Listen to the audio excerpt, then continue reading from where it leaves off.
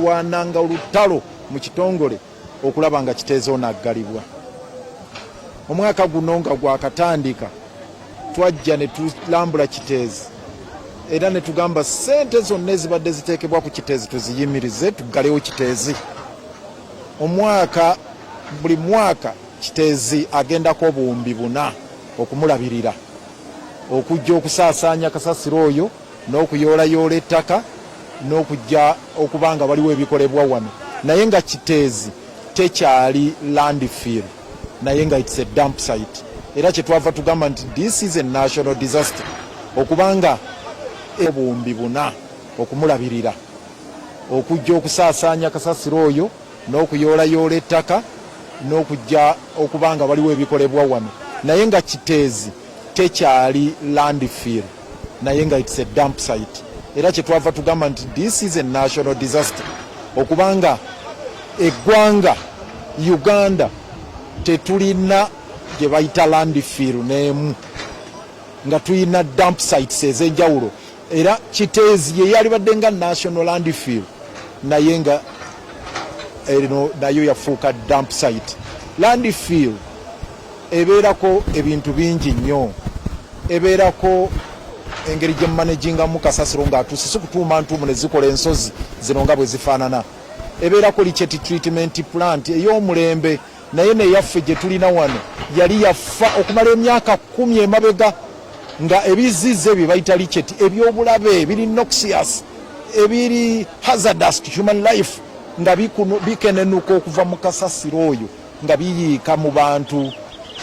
Webulize aggalibwewo, era twakizzemu ne mu police agenda gye nafulumiza nga Lord Mayor yo ekulaga nti tetuli beetefutefu ng'eggwanga ku bigwa tebiraze, disaster ezigwawo.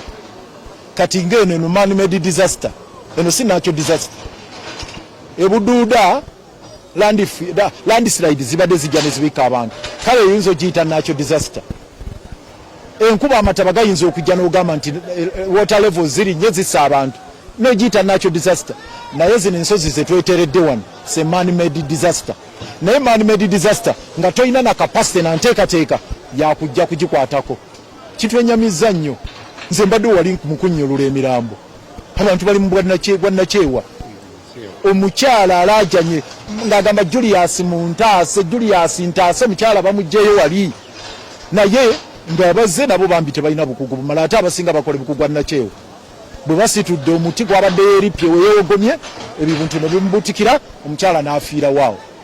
Eno ennyumba eno egudde ya muganda wange mukulu Kawukiro Bati oli atudde wali, mutabani wa Muzeeyi Kaddu wano Ekiteezi, ge maka mukyala wa Sseggona Dr. Diana Namuli we twamujja wano ewa Muzeeyi Kaddu wano Ekiteezi.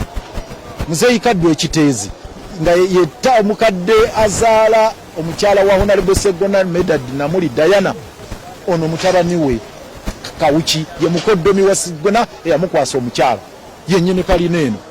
Abaana ababataasizza abaana basatu abakawuki wano ababataasizza bantu bannakyewa abazze ne bakola omulimu ne baba, era tubeebaza.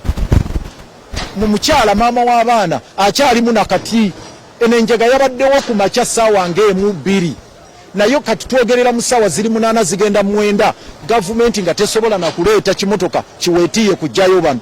Ekyo ekimotoka ekyo kiraba kyensongamu ekyo mwami Kawuki yagenze n'akireeta, yakyepangisiriza ku basajja abakola enguudo n'abeegayirira n'afukamira wano nga mujje mutaase abantu bange, n'akaaba amaziga ne bamuyamba buyambi, ne bagamba Kawuki ekimotoka kiikyo genda, ne bakimuwa n'akireeta wano, ye nga yeyeerwanaku. Zino ssaawa 9 gavumenti naleeta kimotoka.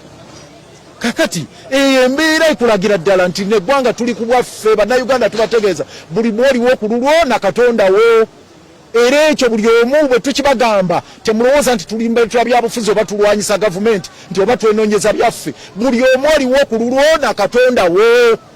Tewaliwo gavumenti bweyinza kugamba titesobola kuleeta kimotoka kitaase abantu wano mu budde. Omukyalo oli alaajanye Julius Ntaase afiiriddeyo n'omwana we, na buli kati omulambo gw'omwana tegunnalabika oli omukyala afudde wali obwedde alaajana Julius Ntaase. Ono nkugambye omukyala maama w'abaana bano abasatu ne housemaid tebannalabikako. Ne housemaid ali wansi yakutte omwana we bw'ati. n'omwana we bali eno wansi baabo bakyatakula kyabulabe nnyo naye Mukama Katonda nga bwe tugamba mu lulimba lw'eggwanga nti Uganda we lay our hands gy'oli we lay our future in thy hands. O Uganda, we lay our future in thy hands. Eno Uganda eri mikono gya Katonda na buli omu ku lulwe. Juni w'omwaka guno ng'egamba nti mu mwaka guno tetulina kuleka Kiteezi kugenda maaso, tumuggalawo. Mu kumuggalawo nga tulina okuggulawo a state of the art oba modern land